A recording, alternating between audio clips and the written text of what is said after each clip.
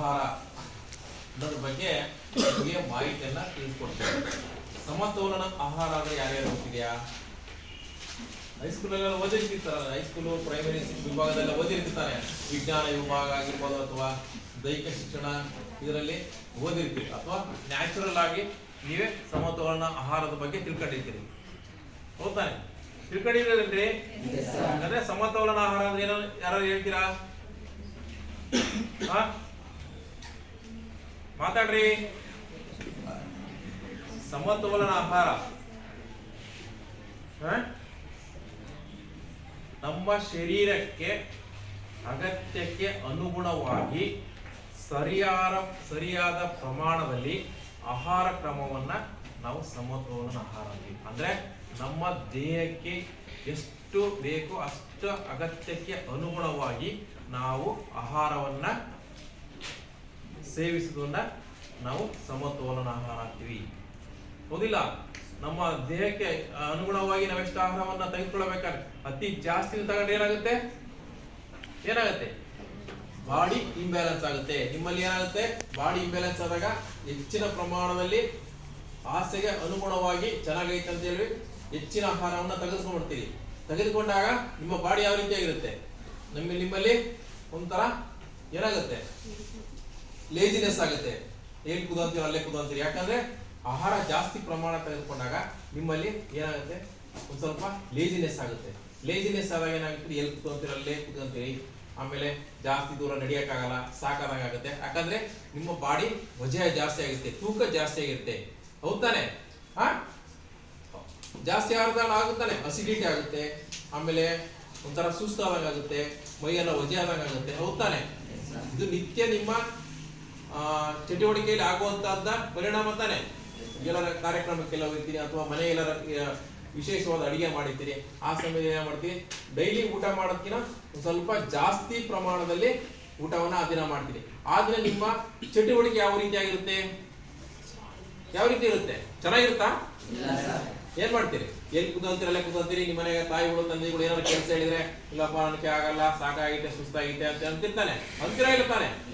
ದಿನನಿತ್ಯ ಚಟುವಟಿಕೆ. ಅದಕ್ಕೆ ಅದೇ ರೀತಿ ಕಡಿಮೆ ಪ್ರಮಾಣದಲ್ಲಿ ಆಹಾರವನ್ನ, ಇದು ಊಟ ಚೆನ್ನಾಗಿಲ್ಲಪ್ಪ ಏನ್ ಚೆನ್ನಾಗಿ ಕಡಿಮೆ ಪ್ರಮಾಣ ಆಹಾರವನ್ನ ತೆಗೆದುಕೊಂಡಾಗ ಅವಾಗ ಒಂಥರ ನಿಮ್ಮ ದೇಹದಲ್ಲಿ ಶರೀರದಲ್ಲಿ ಚಟುವಟಿಕೆ ಹೊಂದಿರುತ್ತೆ. ಯಾವ ರೀತಿ ಅಂದ್ರೆ ಸುಸ್ತಾಗೋದು. ಯಾಕಂದ್ರೆ ನೀವು ತೆಗೆದುಕೊಳ್ಳುವಂತ ಆಹಾರವನ್ನ ಪ್ರಮಾಣದಲ್ಲಿ ಕಡಿಮೆ ಪ್ರಮಾಣದಲ್ಲಿ ಆಹಾರವನ್ನ ತೆಗೆದುಕೊಂಡಾಗ ಏನಾಗುತ್ತಂದ್ರೆ ನಿಶಕ್ತಿ ಆಗುತ್ತಾನೆ. ನಿಮ್ಮ ಬಾಡಿಗೆ ಅನುಗುಣವಾಗಿ ನೀವೆಷ್ಟು ಆಹಾರವನ್ನ ತೆಗೆದುಕೊಳ್ತೀರೋ ಅಷ್ಟು ತೆಗೆದುಕೊಂಡಾಗ ನೀವು ಯಾವ ರೀತಿಯಾಗಿರ್ತೀರಿ, ಅದೇ ರೀತಿ ಕಡಿಮೆ ಪ್ರಮಾಣದಲ್ಲಿ ಆಹಾರವನ್ನ ತೆಗೆದುಕೊಂಡಾಗ ನಿಮ್ಮ ಚಟುವಟಿಕೆ ಯಾವ ರೀತಿಯಾಗಿರುತ್ತೆ ಅಂದ್ರೆ ನಿಶಕ್ತಿಯಾಗಿರುತ್ತೆ. ಅಂದ್ರೆ ಸುಸ್ತಾಗ್ತದೆ. ಹೆಚ್ಚಿಗೆ ತಗೊಂಡಾಗ ಅವಾಗ ಒಂದು ರೀತಿ ಆದ್ರೆ ಕಡಿಮೆ ಪ್ರಮಾಣದಲ್ಲಿ ತೆಗೆದುಕೊಂಡಾಗ ಏನಾಗುತ್ತಂದ್ರೆ ಅವಾಗಲೂ ಸಹ ಒಂದು ರೀತಿ ಆಗುತ್ತೆ. ಕಡಿಮೆ ಪ್ರಮಾಣದಲ್ಲಿ ಏನಾಗುತ್ತದೆ? ಒಂದು ರೀತಿ ಸುಸ್ತಾಗುತ್ತೆ. ಜಾಸ್ತಿ ಕೆಲಸ ಮಾಡೋಕ್ಕಾಗಲ್ಲ, ಸುಸ್ತಾಗೋದು, ಅಥವಾ ಏನೋ ಒಂಥರ ನಮ್ಮ ಶರೀರದಲ್ಲಿ ಒಂಥರ ಏನಾಗುತ್ತೆ ಹೇಳ್ರಿ? ಸುಸ್ತಾಗೋದು. ಅದೇ ರೀತಿಯಾಗಿ ಏನಾಗುತ್ತೆ ಹೇಳ್ರಿ? ವೇರಿಯೇಷನ್ ಆಗುತ್ತೆ, ಬಾಡಿ ವೇರಿಯೇಷನ್ ಆಗುತ್ತೆ. ತರ ನಿಮ್ಮಲ್ಲಿ ಒಂಥರ ಕಾಯಿಲೆ ಬಂದಂಗ ಆದಾಗ ಏನೋ ಒಂಥರ ಗ್ಯಾಸ್ಟ್ರಿಕ್, ಅಸಿಡಿಟಿ ಹೀಗೆ. ಅದೇ ಹೆಚ್ಚಿನ ಪ್ರಮಾಣದಲ್ಲಿ ಸಹ ಆಹಾರವನ್ನು ತೆಗೆದುಕೊಂಡಾಗ ಅಸಿಡಿಟಿ, ಗ್ಯಾಸ್ಟ್ರಿಕ್ ಆಗುತ್ತೆ. ಅದು ಸುಧಾರಿಸೋಕೆ 2 ರಿಂದ 3 ದಿವಸ ಬೇಕಾಗುತ್ತೆ.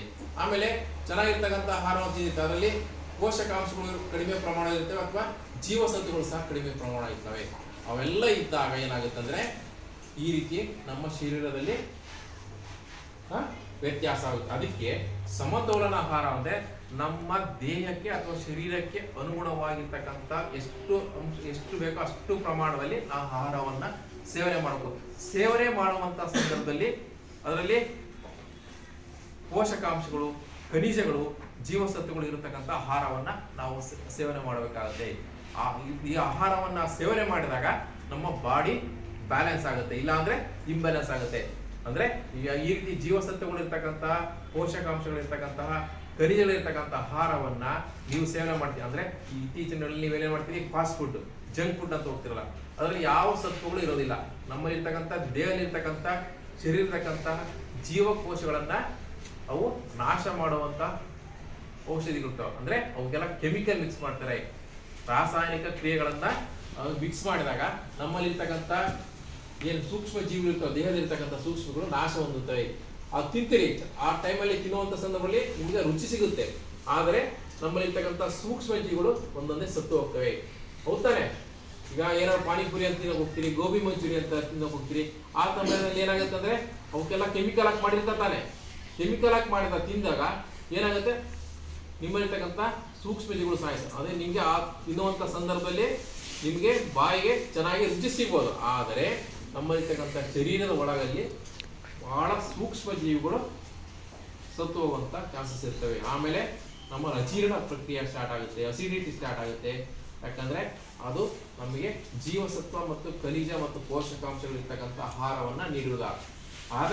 ಅದೇ ಕಾರಣಕ್ಕೋಸ್ಕರವಾಗಿ ಹೆಚ್ಚಿನ ನೀವು ತರಕಾರಿಗಳನ್ನ ಸೇವನೆ ಮಾಡಬೇಕಾಗತ್ತೆ. ಅದೇ ರೀತಿಯಾಗಿ ಕಾಳುಗಳು, ಪೋಷಕಾಂಶ ಇರ್ತಕ್ಕಂಥ ಕಾಳುಗಳನ್ನ, ಜೀವಸತ್ವಗಳಿರ್ತಕ್ಕಂಥ ತರಕಾರಿಗಳನ್ನ, ಅದೇ ರೀತಿಯಾಗಿ ಒಳ್ಳೆ ಶಕ್ತಿಯುತವಾದಂಥ ಪೌಷ್ಟಿಕಾಂಶ ಮತ್ತು ಇರ್ತಕ್ಕಂಥ ಒಳ್ಳೆ ಆಹಾರವನ್ನ ನೀವು ಸೇವನೆ ಮಾಡಬಹುದು. ಈ ರೀತಿಯ ಆಹಾರವನ್ನ ನಾವು ದಿನನಿತ್ಯ ಸೇವನೆ ಮಾಡಿದಾಗ ನಮ್ಮ ಶರೀರ ಸಮತೋಲನವನ್ನ ಕಾಣುತ್ತೆ. ಹೌದಾ? ಇದನ್ನೇ ನಾವು ಸಮತೋಲನ ಆಹಾರ ಅಂತೀವಿ. ಹೇಳಿದಂತ ಆಯ್ತಾ? ಖನಿಜ ಮತ್ತು ಖನಿಜಾಂಶಗಳು ಮತ್ತು ಜೀವಸತ್ವಗಳು, ಪೌಷ್ಟಿಕಾಂಶಗಳನ್ನು ಒಳಗೊಂಡಂತ ಆಹಾರವನ್ನ ನಾವು ಸೇವನೆ ಮಾಡಿದಾಗ ನಾವು ಸಮತೋಲನ ವ್ಯಕ್ತಿತ್ವವನ್ನು ಹೊಂದ್ತೀವಿ. ಅದೇ ರೀತಿಯಾಗಿ ಸಮತೋಲನದಿಂದ ನಾವು ಚಟುವಟಿಕೆಯಿಂದ ಇರ್ತೀವಿ. ಹಾಗಾಗಿ ನಾವು ಸಮತೋಲನ ಆಹಾರವನ್ನ, ಜೀವಸತ್ವಗಳು ಮತ್ತು ಪೌಷ್ಟಿಕಾಂಶಗಳು ಮತ್ತು ಖನಿಜಗಳು ಇರ್ತಕ್ಕಂಥ ಆಹಾರವನ್ನು ಸೇವನೆ ಮಾಡಿದಾಗ ನಾವು ಸಮತೋಲನ ಇರ್ತೀವಿ. ಹೇಳಿದಂತ ಆಯ್ತಾ?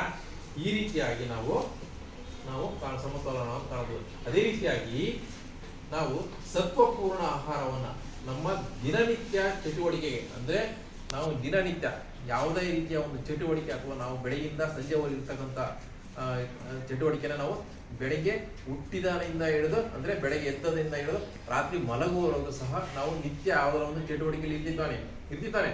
ಅದಕ್ಕೆ ನಾವು ನಮ್ಮ ಶಕ್ತಿಗೆ ಅನುಗುಣವಾಗಿರ್ತಕ್ಕಂಥ ಆಹಾರವನ್ನ, ಒಳ್ಳೆಯ ಪೌಷ್ಟಿಕಾಂಶ ಆಹಾರವನ್ನ ನಾವು ನಾವು ಸೇವನೆ ಮಾಡೋಕ್ಕಾಗಲ್ಲ. ಆವಾಗ ನಾವು ಶಕ್ತಿಯಿಂದ ಇರ್ತೀವಿ.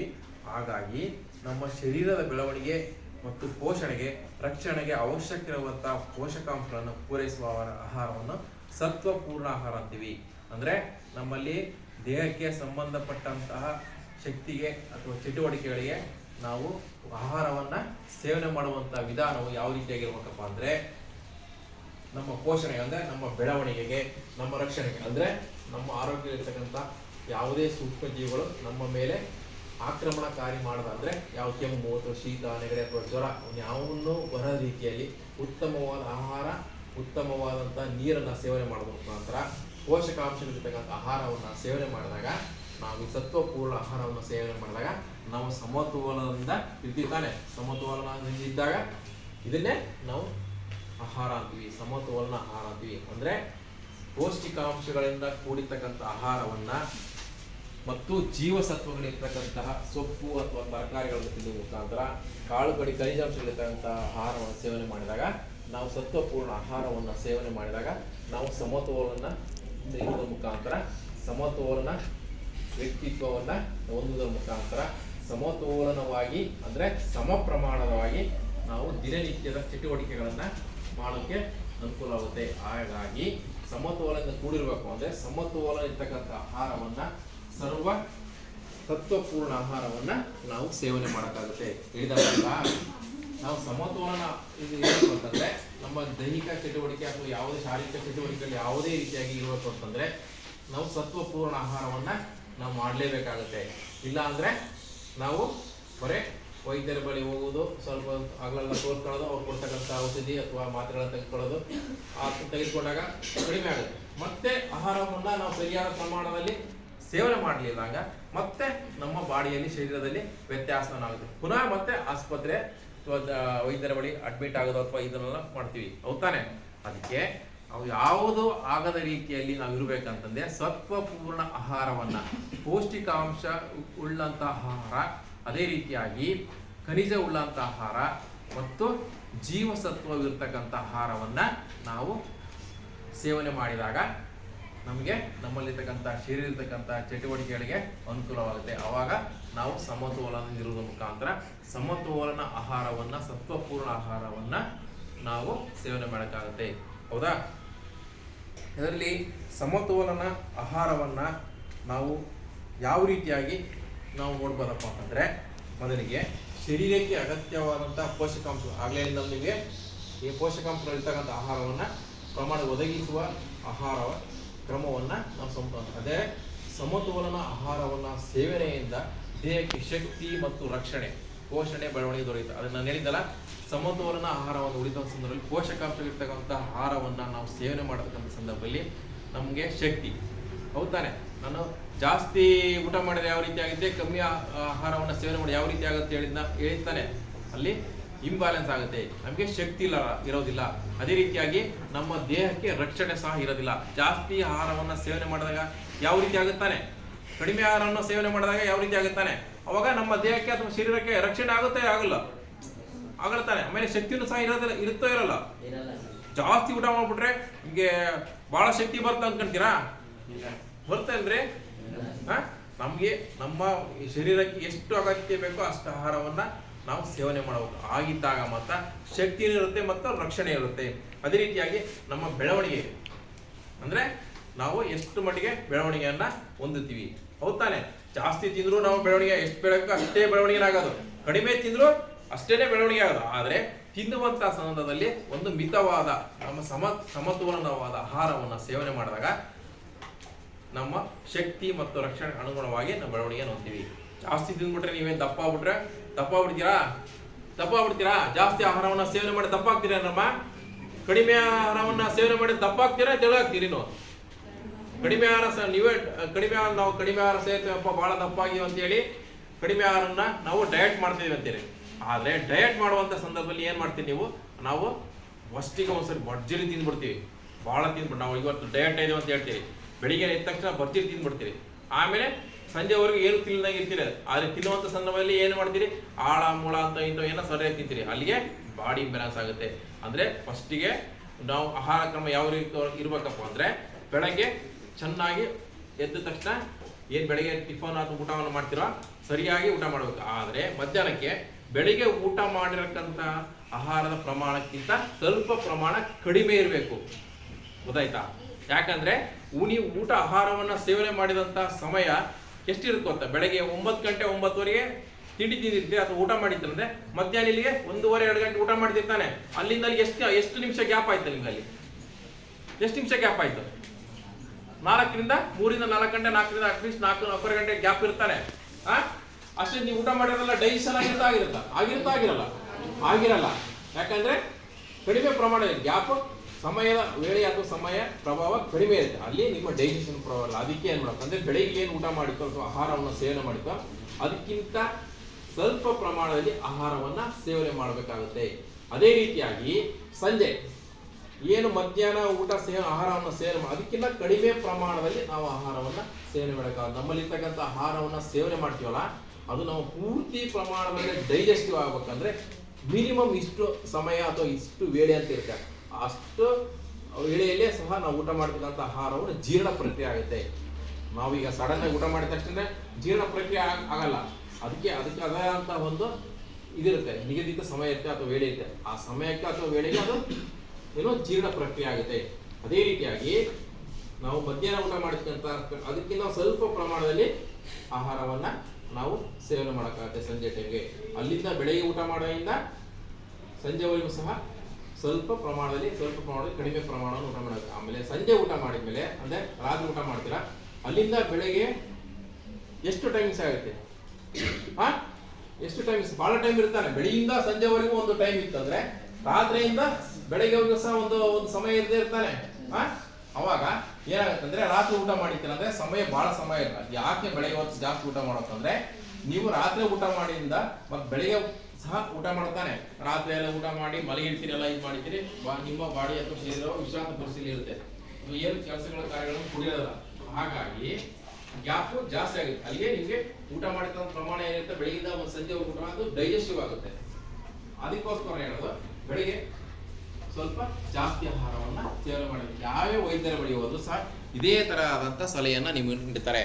ಬೆಳಿಗ್ಗೆ ಎಚ್ಚೆತ್ತ ಪ್ರಮಾಣದಲ್ಲಿ ನಿಮ್ಮ ಆಹಾರಕ್ಕೆ ಅಂದರೆ ನಿಮ್ಮ ಬಾಡಿಗೆ ಅಥವಾ ಶರೀರಕ್ಕೆ ಎಷ್ಟು ಬೇಕೋ ಅಷ್ಟು ಪ್ರಮಾಣದಲ್ಲಿ ಆಹಾರವನ್ನ ಸೇವನೆ ಮಾಡಬೇಕು. ಇದಕ್ಕೆ ಮತ್ತೆ ಮಧ್ಯಾಹ್ನಕ್ಕೆ ಸಹ ಕಡಿಮೆ ಪ್ರಮಾಣದಲ್ಲಿ ಬೆಳಿಗ್ಗೆ ಸೇವನೆ ಮಾಡತಕ್ಕಂಥ ಆಹಾರ ಕಡಿಮೆ ಪ್ರಮಾಣದಲ್ಲಿ ಆಹಾರವನ್ನು ಸೇವನೆ ಮಾಡಬೇಕಾಗುತ್ತೆ. ಅದೇ ರೀತಿಯಾಗಿ ಸಂಜೆ ಅಥವಾ ರಾತ್ರಿ ಆಹಾರ ಸೇವನೆ ಮಾಡುವ ಸಂದರ್ಭದಲ್ಲಿ ಸಹ ನಾವು ಮಧ್ಯಾಹ್ನ ಸೇವನೆ ಮಾಡತಕ್ಕಂಥ ಕಡಿಮೆ ಪ್ರಮಾಣದಲ್ಲಿ ಅಂದ್ರೆ ಕಡಿಮೆ ಅಂದ್ರೆ ಅದಕ್ಕಿಂತ ಸ್ವಲ್ಪ ಬೆಳಿಗ್ಗೆ ಮಧ್ಯಾಹ್ನ ಸೇವನೆ ಅದಕ್ಕಿಂತ ಸ್ವಲ್ಪ ಕಡಿಮೆ ಪ್ರಮಾಣ ಆಹಾರವನ್ನು ಸೇವನೆ ಮಾಡಬೇಕು. ಅಲ್ಲಿಗೆ ಬ್ಯಾಲೆನ್ಸ್ ಆಗುತ್ತೆ.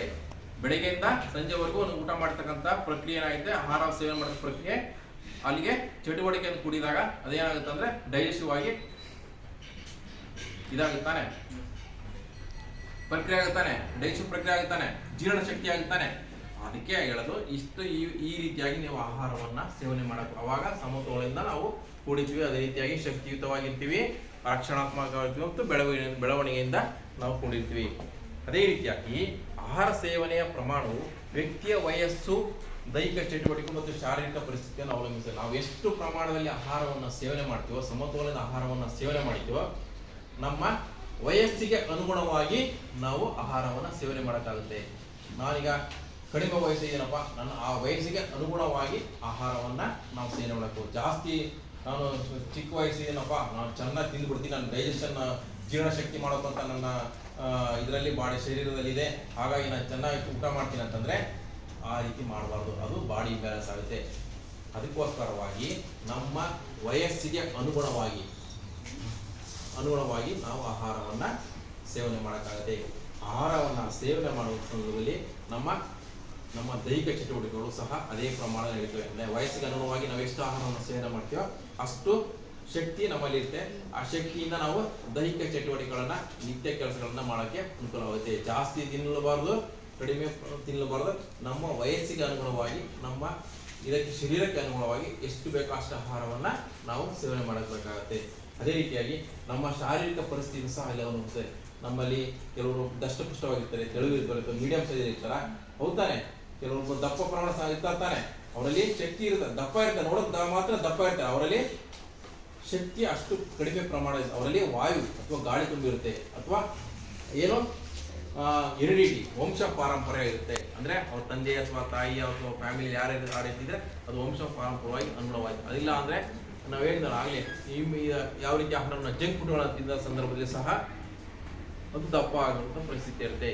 ನಮ್ಮ ಶಾರೀರಿಕ ಪರಿಸ್ಥಿತಿಗೆ ಅನುಗುಣವಾಗಿ ನಾವು ಎಷ್ಟು ಬೇಕೋ ಅಷ್ಟು ಆಹಾರವನ್ನು ನಾವು ಸೇವನೆ ಮಾಡಬೇಕು. ನಮ್ಮ ದೈಹಿಕ ಚಟುವಟಿಕೆಗಳನ್ನ, ನಿತ್ಯ ಕೆಲಸಗಳನ್ನು ಮಾಡಬೇಕು ಅಂದರೆ ನಮ್ಮ ವಯಸ್ಸಿಗೆ ಅನುಗುಣವಾಗಿ ಆಹಾರವನ್ನು ಸೇವನೆ ಮಾಡಬೇಕು.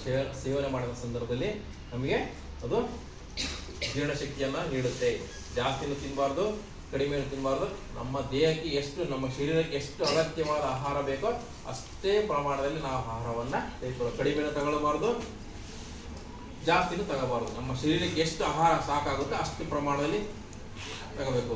ಒತ್ತಾಯ ಪೂರ್ವಕವಾಗಿ ಸಹ ನಾವು ಜಾಸ್ತಿ ಆಹಾರವನ್ನು ತೆಗೆದುಕೊಳ್ಳಬಾರ್ದು. ಈಗ ಬೈತಾರಪ್ಪ ಅಂತೇಳಿ ತಟ್ಟೆ ಹಾಕಿಟ್ಟಿರ್ತಾರೆ, ಹಾಸಿಗೆ ಒಂದು ಸ್ವಲ್ಪ ನೀವು ಹಾಕಿ ಮಾಡ್ತೀರಿ, ಚೆನ್ನಾಗಿರ್ತಂತ ಹಾಕ್ಸಿ ಮಾಡ್ತೀರಿ, ಹೋಗ್ತಾನೆ, ಎಲ್ಲರಾಗಲಿ ಎಲ್ಲರೂ ಹೋಗ್ಲಿ. ಮತ್ತೆ ಬಿಟ್ರೆ ಇಲ್ಲಿ ಬೈತಾರೋ ಅಂತೇಳಿ ಅದನ್ನ ನೀವೇನ್ ಮಾಡ್ತೀರಿ, ಆ ಕಡೆ ಈ ಕಡೆ ಒದ್ದಾಡ್ಕಂತ ಆ ಕಡೆ ಈ ಕಡೆ ನೋಡ್ಕಂತ ಮೆಲ್ಲಕ್ಕೆ ನಿಧಾನ ಊಟ ಮಾಡ್ತೀರಿ. ಆದರೆ ಅದು ಜೀರ್ಣ ಪ್ರಕ್ರಿಯೆ ಆಗಲ್ಲ. ನಿಮ್ಮ ದೇಹಕ್ಕೆ ಎಷ್ಟು ಪ್ರಮಾಣದಲ್ಲಿ ಆಹಾರ ಬೇಕೋ ಅಷ್ಟು ಪ್ರಮಾಣದ ಆಹಾರ ಸೇವನೆ ಆಗುತ್ತೆ. ಇಲ್ಲಿ ಉಳಿತಕ್ಕಂಥ ಎಕ್ಸಸ್ ಅದು. ಅದಕ್ಕೆ ಹೇಳೋದು, ನಿಮ್ಮ ಶರೀರಕ್ಕೆ ಎಷ್ಟು ಬೇಕೋ ಅಷ್ಟು ಆಹಾರವನ್ನ ಮಾತ್ರ ಸೇವನೆ ಮಾಡ್ರಿ, ಹೌದಾನೆ. ಅದು ಇಲ್ಲ ಅಂದ್ರೆ ನಿಮ್ಮಲ್ಲಿ ಶರೀರದಲ್ಲಿರ್ತಕ್ಕಂಥ ಬಾಡಿ ವೇರಿಯೇಷನ್ ಯಾವ ರೀತಿ ಆಗುತ್ತೆ ನೋಡಿರ್ತಾನೆ. ಜಾಸ್ತಿ ಆಸ್ತಿ ಇಟ್ಕೊಂಡಿರ್ತಾರೆ, ಅದು ತಿನ್ನಕ್ಕೆ ಯಾವ ರೀತಿ ಮಾಡ್ತೀವಿ, ಬಾಡಿ ಈ ತರ ಮಾಡೋದು, ಆ ಕಡೆ ನೋಡೋದು, ಈ ಕಡೆ ನೋಡೋದು, ಸಿಟ್ಟು ಬರೋದು, ತರ ಏನೋ ತರ ಶಾರೀರಿಕ ನಮ್ಮಲ್ಲಿ ಏನೋ ತರ ಇದಾಗ್ತಿರ್ತಾ ಇರುತ್ತೆ, ಬಾಡಿಯಲ್ಲಿ ವ್ಯತ್ಯಾಸ ಆಗ್ತಿರುತ್ತೆ, ಹೌದಾನೆ. ಹೌದಿಲ್ಲಂದ್ರೆ ನಮ್ಮ ಶರೀರಕ್ಕೆ ಎಷ್ಟು ಬೇಕೋ ಅಷ್ಟು ಮಾತ್ರ ಆಹಾರವನ್ನು ತೆಗೆದುಕೊಳ್ಳಬೇಕು. ಈಗ ಕಡಿಮೆ ಆಹಾರವನ್ನು ಚೆನ್ನಾಗಿ ಆಹಾರ ಪದ್ಧತಿಯಲ್ಲಿ ಕಡಿಮೆ ಆಹಾರವನ್ನು ತೆಗೆದುಕೊಳ್ತೀವಿ ಅಂತಂದ್ರೆ ಆಹಾರ ಚೆನ್ನಾಗಿಲ್ಲ ಅನ್ಸುತ್ತೆ. ಅದಕ್ಕೆ ಆಮೇಲೆ ಅದನ್ನ ಬ್ಯಾಲೆನ್ಸ್ ಮಾಡ್ಬೇಕಂತಂದ್ರೆ ಇನ್ನು ಬೇರೆ ಆಹಾರವನ್ನ ಎಷ್ಟು ಪ್ರಮಾಣದ ಬೇಕು ಅಷ್ಟು ಪ್ರಮಾಣ ತೆಗೆದುಕೊಂಡು ನಾವು ಈಗ ಬ್ಯಾಲೆನ್ಸ್ ಮಾಡ್ಕೋಬೇಕಾಗುತ್ತೆ. ಕಡಿಮೆ ಆಹಾರವನ್ನು ತೆಗೆದುಕೊಳ್ಳೋದು ಸಹ ಅದು ಸಹ ವ್ಯತ್ಯಾಸವನ್ನ ನಮ್ಮ ಶರೀರದ ಅಥವಾ ದೈಹಿಕ ಬೆಳವಣಿಗೆಯಲ್ಲಿ ಕಾಣುತ್ತೆ. ನಮಗೆ ದೇಹಕ್ಕೆ ಎಷ್ಟು ಅನುಗುಣವಾಗಿ ಆಹಾರ ಬೇಕೋ ಅಷ್ಟನ್ನು ಮಾತ್ರ ತಗೊಳ್ಬೇಕು. ಆಸೆ ಇರುತ್ತೆ ಮನುಷ್ಯನಿಗೆ, ಆಸೆಯನ್ನ ದುರಾಸೆ ಮಾಡ್ಕೋಬಾರ್ದು. ದುರಾಸೆ ಮಾಡ್ಕೊಂಡ್ರೆ ಏನಾಗುತ್ತೆ, ನಮ್ಮ ದೇಹದಲ್ಲಿ ಇರ್ತಕ್ಕಂಥ ಏನೇನೋ ಚಟುವಟಿಕೆಗಳು ಪ್ರಕ್ರಿಯೆಗಳು ನಡೆದಾಗುತ್ತೆ. ಅವನ ಆರೋಗ್ಯಕ್ಕೆ ಅನಾರೋಗ್ಯಕ್ಕೆ ತುತ್ತಾಗ್ತೀರಾ, ಆರೋಗ್ಯವಾಗಿರ್ತೀರಾ, ಅನಾರೋಗ್ಯಕ್ಕೆ ತುತ್ತಾಗ್ತೀರಿ. ಅದಕ್ಕೋಸ್ಕರ ಹೇಳೋದು ನಮ್ಮ ಶರೀರಕ್ಕೆ ಎಷ್ಟು ಅನುಗುಣವಾಗಿ ಆಹಾರವನ್ನ ಬೇಕೋ ಅಷ್ಟು ಪ್ರಮಾಣದ ಆಹಾರವನ್ನ ಸೇರ್ಬೇಕು ಇರುತ್ತೆ. ಮತ್ತೆ ಇನ್ನೊಂದ್ಸರಿ ತಿನ್ಬೋತಾನೆ ಆ ಆಹಾರನ ತೆಗ್ದಿಟ್ರೆ ನೆಕ್ಸ್ಟ್ ಇನ್ನೊಂದ್ಸರಿ ಆಮೇಲೆ ಬಳಸ್ಕೊತಾನೆ. ಚೆನ್ನಾಗಿರೋ ಅವಾಗಲೇ ತಿಂದು ಖಾಲಿ ಹೋಗ್ಬಿಟ್ರೆ ನೆಕ್ಸ್ಟ್ ಸಿಗುತ್ತಾ ಇಲ್ಲ ಅಂತ ತಿನ್ಬಿಡ್ತೀವಿ. ಅದನ್ನ ಇಟ್ಬಿಟ್ಟು ಮತ್ತೆ ಇನ್ನೊಂದ್ ಸ್ವಲ್ಪ ಬಿಟ್ಟು ಆಮೇಲೆ ತಿನ್ನು. ಅಲ್ಲಿಗೆ ಕರೆಕ್ಟಾಗಿ ಬ್ಯಾಲೆನ್ಸ್ ಆಗುತ್ತೆ. ಸ್ವಲ್ಪ ಟೈಮು ವೇಳೆಯನ್ನ ತೆಗೆದುಕೊಂಡಾಗ ತಿಂದಾಗ ಸ್ವಲ್ಪ ಶರೀರದಲ್ಲಿರ್ತಕ್ಕಂಥ ಬೆಳವಣಿಗೆ ಸಹ ಇದಾಗುತ್ತೆ.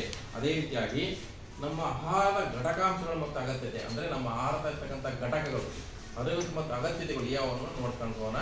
ಮೊದಲಾಗಿ ಕಾರ್ಬೋಹೈಡ್ರೇಟ್ಗಳು ನಮ್ಮ ಶರೀರಕ್ಕೆ ಅಗತ್ಯವಿರುವ ಶಕ್ತಿಯ ಪ್ರಮುಖ ಮೂಲವಾಗಿದೆ. ಶರ್ಕರ ಪಿಷ್ಟ ಅಂತ ಕೇಳ್ತಿರಲ್ಲ, ಹೇಳಿದ ಕಾರ್ಬೋಹೈಡ್ರೇಟ್ ನಮ್ಮ ದೇಹಕ್ಕೆ ಎಷ್ಟು ಬೇಕೋ ಅಷ್ಟು ಅಗತ್ಯ ಪ್ರಮಾಣದಲ್ಲಿ ಇರ್ತಾವೆ. ಅದಕ್ಕಿಂತ ಜಾಸ್ತಿನೇ ಆಗಬಾರ್ದು, ಕಮ್ಮಿನೇ ಆಗಬಾರ್ದು. ಹೌದಾನೆ ಕಾರ್ಬೋಹೈಡ್ರೇಟ್ ಶರ್ಕರ ಪಿಷ್ಟ ಅಂತ ಕೇಳಿದ್ರೆ ನಾವೆಲ್ಲ ಕನ್ನಡ ಓದಿರ್ತಾನೆ ಇದರಲ್ಲಿ ಪ್ರೈಮರಿ ಹೈಸ್ಕೂಲಲ್ಲಿ. ನಮ್ಮ ಎಷ್ಟು ಜಾಸ್ತಿ ಇದ್ರೆ ಏನಾಗುತ್ತೆ, ಕಮ್ಮಿ ಇದ್ರೆ ಏನಾಗುತ್ತೆ ನೋಡಿರ್ತಾನೆ. ಎಷ್ಟು ನಮ್ಮ ದೇಹಕ್ಕೆ ಎಷ್ಟು ಬೇಕೋ ಅಷ್ಟನ್ನೇ ಮಾತ್ರ ನಾವು ತೆಗೆದುಕೊಳ್ಬೇಕು. ಅದೇ ರೀತಿಯಾಗಿ ಪ್ರೋಟೀನ್ಗಳು ನಮ್ಮ ದೇಹದ ಬೆಳವಣಿಗೆ ಮತ್ತು ಪೋಷಣೆಗೆ ಸಾಮಾನ್ಯವಾದ ರಕ್ಷಣೆಗೆ ಉಪಯೋಗ ಆಗ್ತದೆ. ಪ್ರೋಟೀನ್ಸ್ ಸಾರಜನಕ ಪದಾರ್ಥಗಳು ಪ್ರೋಟೀನ್ಸ್ಗಳು ಇರ್ತಾರ. ಪ್ರೋಟೀನ್ಸ್ ಅಂದ್ರೆ ನೋಡಿದ್ದಲ್ಲ ಕೇಳಿದ್ದಲ್ಲ, ಯಾವ ಪ್ರೋಟೀನ್ಸ್ಗಳು ಯಾವ? ಶೇಂಗಾ ಬೀಜ, ಕಡ್ಲೆ, ಹೆಸರು ಕಾಳು, ಕಾಳುಗಳೆಲ್ಲ ತಿಂದಿರಲ್ಲ, ಸಾರಜನಕ ಪದಾರ್ಥಗಳು ಇರ್ತಲ್ಲ, ಅವನ್ನ ಎಷ್ಟು ಬೇಕೋ ಅಷ್ಟು ಮಾತ್ರ ತೆಗೆದುಕೊಳ್ಬೇಕು. ಜಾಸ್ತಿನೂ ತೆಗೆದುಕೊಳ್ಳಂಗಿಲ್ಲ, ಕಮ್ಮಿನೂ ತೆಗೆದುಕೊಳ್ಳಂಗಿಲ್ಲ. ಅವಾಗ ಇಂಬ್ಯಾಲೆನ್ಸ್ ಆಗುತ್ತೆ. ಎಷ್ಟು ಪ್ರಮಾಣಕ್ಕೆ ಅನುಗುಣವಾಗಿ ಬೇಕೋ ಅಷ್ಟು ಮಾತ್ರ ತೆಗೆದುಕೊಂಡಾಗ ನಮ್ಮ ದೇಹದ ಬೆಳವಣಿಗೆ ಮತ್ತು ಪೋಷಣೆಗೆ ಸಾಮಾನ್ಯವಾಗಿ ಅವು ರಕ್ಷಣೆಯನ್ನು ನೀಡ್ತವೆ. ಹೌದಾನೆ?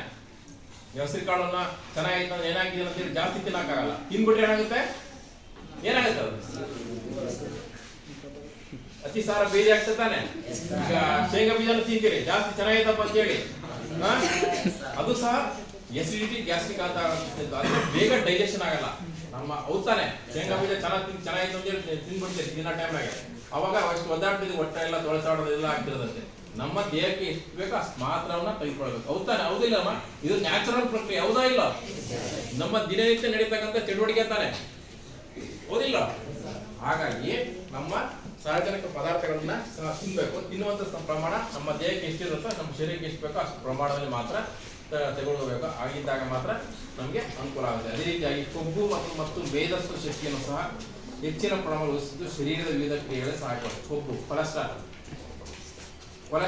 ಯಾವ ರೀತಿ ಬರುತ್ತೆ? ಕೊಲೆಸ್ಟ್ರಾಲ್ ಮೇಧಸ್ಸು ಮಾಂಸನಾಗಿರ್ಬೋದು ಮತ್ತೆ ವೆಜಿಟೇರಿಯನ್ ಸಹ ಇರ್ತಾರೆ, ತರಕಾರಿಗಳು ಸಹ. ನಮಗೆ ಎಷ್ಟು ಪ್ರಮಾಣದಲ್ಲಿ ಬೇಕೋ ಅಷ್ಟು ಮಾತ್ರನ್ನ ತಿಳ್ಕೊಳ್ಬೇಕಾಗತ್ತೆ. ಊಟ ಮಾಡ್ಬಿಟ್ಟು ಸುಮ್ಮನೆ ಕುತ್ಕೊಳ್ಳೋದಲ್ಲ, ಮಲ್ಕೊಳ್ಳೋದಲ್ಲ. ಅವಾಗ ಏನಾಗುತ್ತೆ, ಕೊಲೆಸ್ಟ್ರಾಲ್ ಜಾಸ್ತಿ ಆಗುತ್ತೆ, ಕೊಬ್ಬಿನಾಂಶ ಜಾಸ್ತಿ ಆಗುತ್ತೆ. ನಾವು ಊಟ ಮಾಡಿದ್ಮೇಲೆ ಅದಕ್ಕೆ ತಕ್ಕಂಗೆ ದೇಹವನ್ನ ದಂಡಿಸ್ಬೇಕು. ಹೌದಾನೆ? ಅವಾಗ ಸಮ ಪ್ರಮಾಣದ ನಾವು ದೇಹವನ್ನು ದಂಡಿಸುವಲ್ಲಿ ಹಂಗೆ ಇದ್ರೆ ಕೊಬ್ಬಿನಾಂಶ ಜಾಸ್ತಿ ಆಗ್ತಂತ ಹೋಗುತ್ತೆ. ಕೊಲೆಸ್ಟ್ರಾಲ್ ಅಂತ ನೋಡ್ರಿ, ಬೊಜ್ಜು ಅವೆಲ್ಲ ಆಗ್ತಾವ. ಹೌದಾನೆ?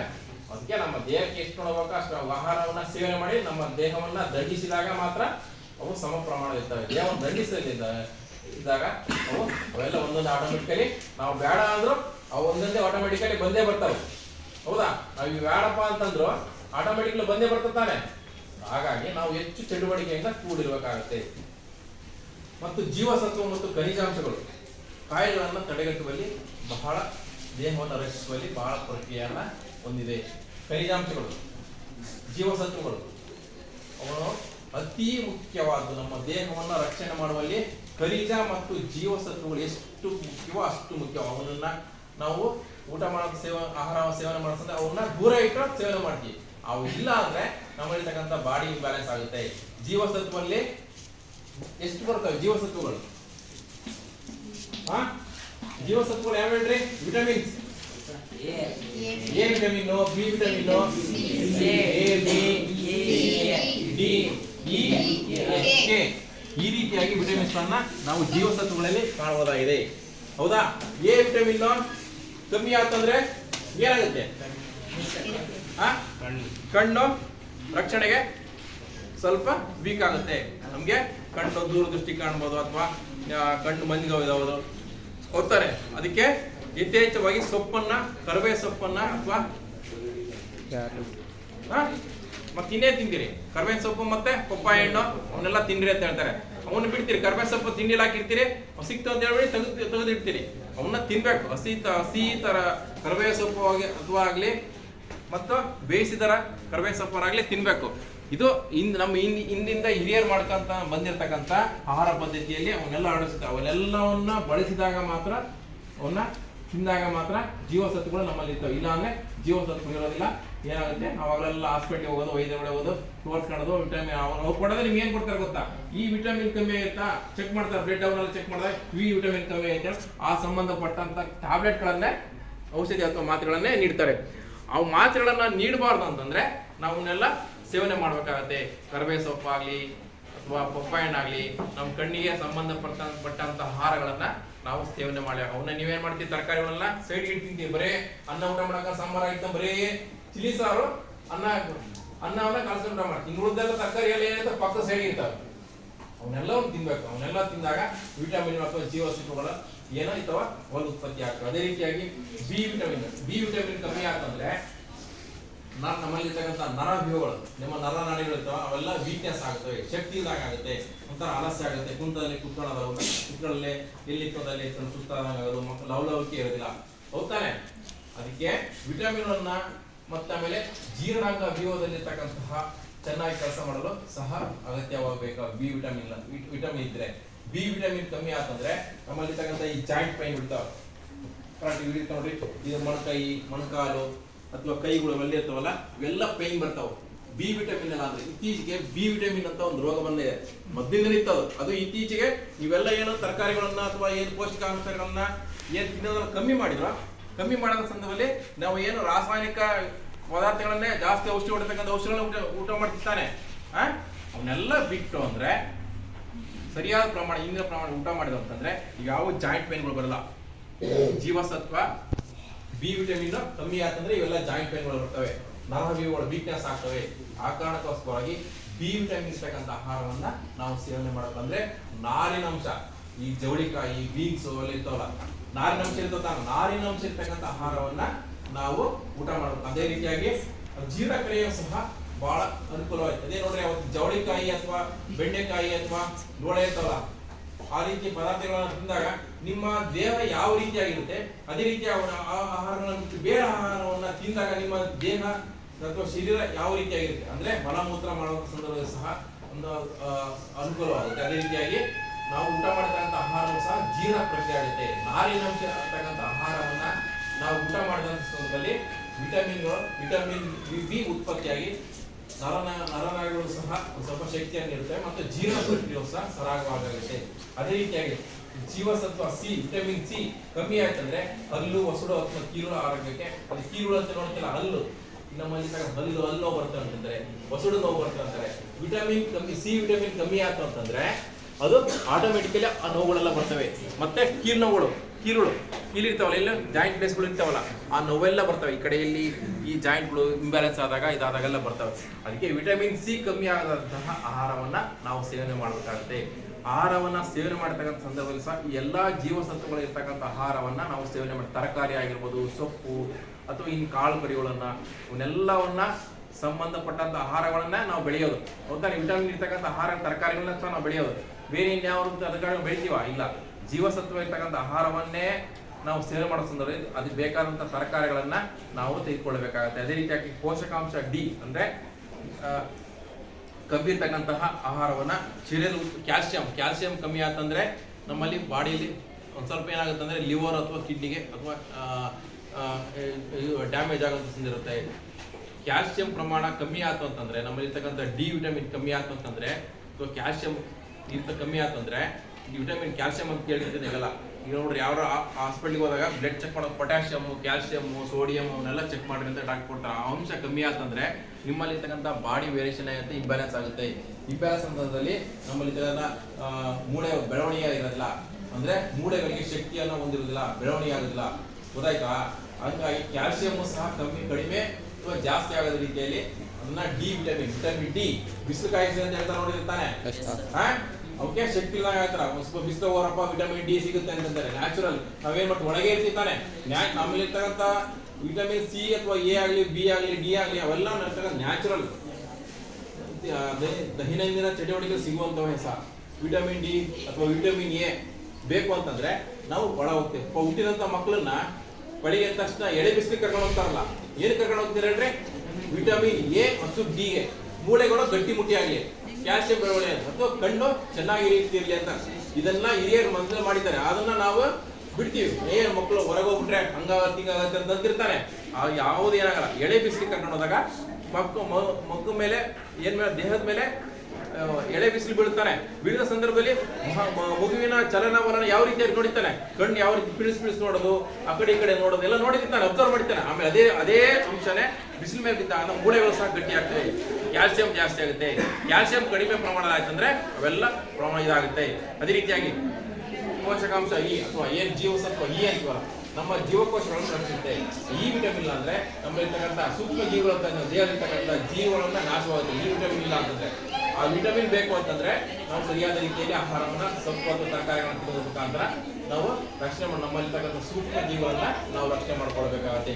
ಅದೇ ರೀತಿಯಾಗಿ ಪೋಷಕಾಂಶಕ್ಕೆ ಕಡಿಮೆ ಯಾಕಂದ್ರೆ ರಕ್ತ ಎತ್ತುಗಟ್ಟುತ್ತೆ. ರಕ್ತ ನಾವು ಬಿದ್ದಂತ ಸಂದರ್ಭದಲ್ಲಿ ಅಥವಾ ಏನಾದ್ರು ಏಟಾದ ಸಂದರ್ಭದಲ್ಲಿ ಬ್ಲಡ್ ಕ್ಲಾಟ್ ಅಂತ ಕೇಳಿರ್ತಾನೆ, ಹಾರ್ಟ್ ಅಟ್ಯಾಕ್ ಆಗುವಂತ ಸಂದರ್ಭ ಇರುತ್ತೆ, ಸ್ಟ್ರೋಕ್ ಆಗುವಂತ ಸಂದರ್ಭ ಇದೆ. ಅಂದ್ರೆ ನಾವು ಎಂದೋ ಯಾವಾಗಲೂ ಬಿದ್ದಿರ್ತೀವಾಗ ರಕ್ತ ಪ್ರಮಾಣ ಕಡಿಮೆ ಆದಾಗ ಅದು ಅದೇನಾಗುತ್ತೆ, ರಕ್ತವನ್ನ ಹಿಡಿಗಟ್ಟುವಂತ ರೀತಿಯಲ್ಲಾಗುತ್ತೆ. ಹಾಗಾಗಿ ವಿಟಮಿನ್ ಕೆ ಕಮ್ಮಿ ಆತಂತಂದ್ರೆ, ನಮ್ಮ ದೇಹದಲ್ಲಿ ವಿಟಮಿನ್ ಕೆ ಕಡಿಮೆ ಆತಂದ್ರೆ ರಕ್ತ ಹೆಪ್ಪುಗಟ್ಟುವಂತ ಚಾನ್ಸಸ್ ಇರುತ್ತೆ. ಹಾಗಾಗಿ ವಿಟಮಿನ್ ಕೆ ಕಡಿಮೆ ಆಗದ ರೀತಿಯಲ್ಲಿ ನಾವು ನೋಡ್ಕೊಳ್ಬೇಕಾಗತ್ತೆ. ನೋಡ್ಕೊಂಡಾಗ ನಾವು ರಕ್ತ ಹೆಪ್ಪುಗಟ್ಟುವಂತ ಪ್ರಕ್ರಿಯೆಯನ್ನ ತಡೆಗಟ್ಟಬಹುದು. ಇಲ್ಲ ಅಂದ್ರೆ ರಕ್ತ ವಿಟಮಿನ್ ಕಮ್ಮಿ ಆತಂದ್ರೆ ಸ್ಟ್ರೋಕ್, ಏನ್ ಲಕ್ವ ಅಂತಾರ ಪಾರ್ಶ್ವವಾಯು ಅಂತ ಅದಾಗುತ್ತೆ. ಅದೇ ರೀತಿಯಾಗಿ ಹಾರ್ಟ್ ಅಟ್ಯಾಕ್ ಆಗುವಂತ ಚಾನ್ಸಸ್ ಇರುತ್ತೆ. ಅದೇ ರೀತಿಯಾಗಿ ರಕ್ತ ಸಂಚಲನ ಇಲ್ಲ ಅನ್ನೋದಾಗಿ ನಾವು ನಿಶಕ್ತಿಯಿಂದ ಕೋಮಕ್ಕೆ ಹೋಗುವಂತ ಚಾನ್ಸಸ್ ಬಹಳ ಇರ್ತವೆ. ಹೆಪ್ಪುಗಟ್ಟುತ್ತದೆ. ಯಾಕಂದ್ರೆ ನಮಗೆ ದೈನಂದಿನ ಚಟುವಟಿಕೆಯಲ್ಲಿ ಬೇಕಾದಂತ ರಕ್ತ ಸರಾಗವಾಗಿ ಪಾದದಿಂದ ಮೆದುಳಿಗೆ ಸರಾಗವಾಗಿ ರಕ್ತ ಚಲನೆ ಆತಂದ್ರೆ ಯಾವುದೇ ರೀತಿಯ ತೊಂದರೆ ಇರಲ್ಲ. ಎಲ್ಲೆಲ್ಲ ಒಂದ್ ಕಡೆ ಬ್ಲಾಕ್ ಆಯ್ತು ಅಂತಂದ್ರೆ ಎಷ್ಟು ಸಮಸ್ಯೆ ಆಗುತ್ತಂದ್ರೆ ಈ ಭಾಗದಲ್ಲಿ ಹಾರ್ಟ್ಗೆ ತೊಂದರೆ ಆಗೋದು ಅಥವಾ ನಮ್ಮ ಕಾಲು ಚಲನೆ ಆಗೋ ರೀತಿಯಲ್ಲಿ ಸಹ ಇರುತ್ತೆ. ಆ ರೀತಿಯಾಗಿ ನಾವು ಇದನ್ನ ನೋಡ್ಬೇಕಾಗುತ್ತೆ. ಇನ್ನ ಮುಂದಿನ ತರಗತಿ ನಾನು ನಿಮಗೆ ಖನಿಜಾಂಶದ ಬಗ್ಗೆ ತಿಳ್ಕೊಡ್ತೀನಿ.